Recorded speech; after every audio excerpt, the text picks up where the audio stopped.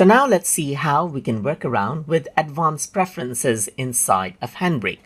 So to do that, you need to go around over here onto Tools and then go to Preferences right here. And then if you were to go to Advanced right here, then you can see that there's many things that you can actually go ahead and change.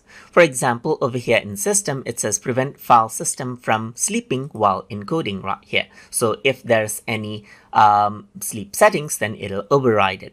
You can also pause the queue if the disk space is low. So this is for prevention measures. And then level at which the low disk space alert shows is 2 gigabytes, as you can see right here.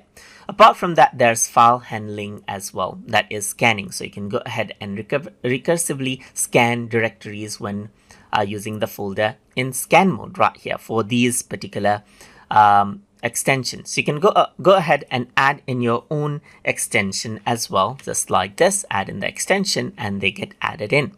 Apart from that, there's other options around over here. So you can see that you can use live DVD nav right here if you want to.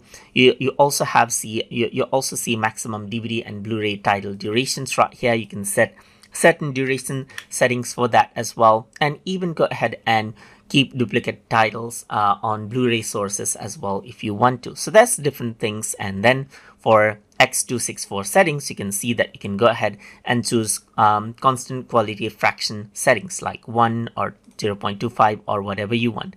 You can also isolate the process and set the logs as you want by extended log right here, as you can see, and so forth as well, just like this. You can view the log directory or clear it out if you want as well. So that is how you can go ahead and then work around with the advanced preferences option inside of Handbrake. So I hope you guys learned something as always. And as always, please like, comment, share, and subscribe.